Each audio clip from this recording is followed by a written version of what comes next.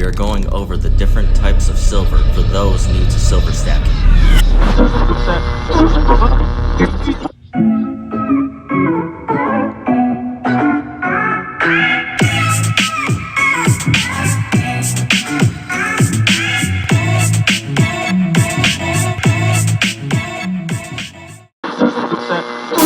Hey guys, Tennessee.AgStacker here. If you haven't already, please go ahead and subscribe to my channel.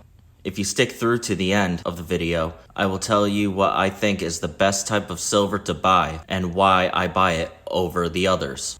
Let's start off with the list of types of silver. Constitutional silver or junk silver, generic silver, government-backed silver, poured silver, and sterling silver. These are the main types of silver that stackers buy to put into their stacks for a rainy day or retirement fund. Stackers use this as a hedge against inflation.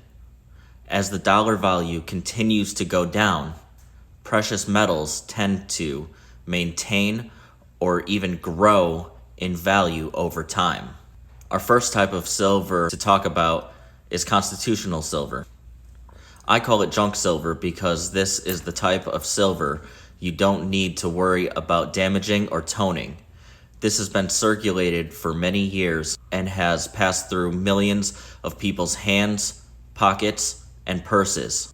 There are two main different percentages of silver content depending on the year, 90% and 40%.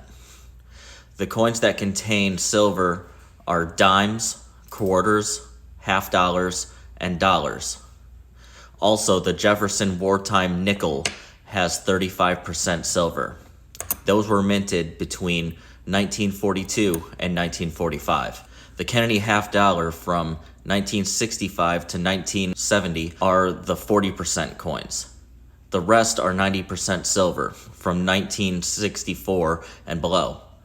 Stackers stack these because you can get these closer to spot than any other type of silver. This is fractional silver, can be used for bartering for a SHTF type of situation easily. Any combination equaling $1.40 is 1 ounce of silver. I personally don't have much yet, but I will be focusing more on this in the future as this is the cheapest way to get silver. Many stackers do what is called coin roll hunting. This is where you go to the bank and get rolls of different coins in search for silver coins that have not been pulled out of circulation yet. I hope to do this one day as it seems like fun. The second type is generic silver. Generic silver is minted by privately owned mints. This silver has no face value depicted because it is not a type of legal tender like coins are. In place of a dollar value, the round simply states the weight of the silver in ounces and the purity, 3 nines or 4 nines fine silver. Generic silver have many different designs. Typically, if you can think about a design, they have it. And if they don't, you can have a custom-made generic round made by specific mints. As I state in all of my videos, Sunshine Mint is my favorite generic silver for their top-notch security features. Many designs of generic silver mimic coins. Here I have 2 rounds that copy the Buffalo nickel. One clearly states that it is a copy. Generic silver comes in rounds and bars and have a wide variety of different weights. It doesn't typically have much of a premium. You can find 1 ounce generic rounds at your local coin shop for around $1 over the current spot price. Online, different mints sell at slightly different prices, but the premium does not compare to the government-backed silver. There are some small select generic silver pieces that do hold a bit of a premium, but for the most part, I believe it is the second closest to spot when you buy silver. When you go to sell it, most shops will give you spot or just under spot. I am lucky where I am that mine gives spot. So if I bought a few ounces, then that same week, if spot doesn't rise or fall, if I need cash, I would not be losing more than a couple dollars. Make sure you give this video a like and comment below what your favorite generic mint is and your favorite generic silver. The third type of silver is government-backed silver or coins. This silver is minted by a government mint. Coins have a dollar amount depicted on them. These are legal tender. You can go into any store and buy something with them. Though I highly suggest that you do not do this, as for the American Silver Eagle, it is worth $1 in currency, and in 1 ounce of silver, it is worth just north of $30 right now, with the current spot price and premium. Government-backed silver has a bit of a premium on them, many times up to $4 or even higher dollars. The premium has only been this high in recent years. When you go to sell back or cash in your Eagles, they will maintain a slight premium. The good thing about coins are they are very common. You know that it is backed by a government, so most likely they will not be counterfeited as much due to the consequences of counterfeiting. They are very liquid, and in most local coin shops you can unload them with ease compared to generics. For these reasons, many stackers tend to heavily stack this type of silver over others. The fourth type of silver is poured silver. I do not have any poured silver yet, so in place I have silver shot, which is typically used in poured silver. Poured silver is pretty self-explanatory. I think this type of silver is the most beautiful. You can pour silver into any mold you make and have a cool figurine. There are many pages I follow on Instagram of people that make the coolest poured silver. They are truly works of art. I don't have any to show you of my own, so I will just be sharing pictures of some of these amazing pieces I have stumbled upon. I hope to get some in the future. Poured silver has a bit of a premium, and I completely understand why. You have to become very skilled to create many of these pieces, and not everyone can do this to the high degree of talent that many of these Instagram pourers have. You can commission someone to make anything you want. There will be a premium, but for a collector, it is more than worth it.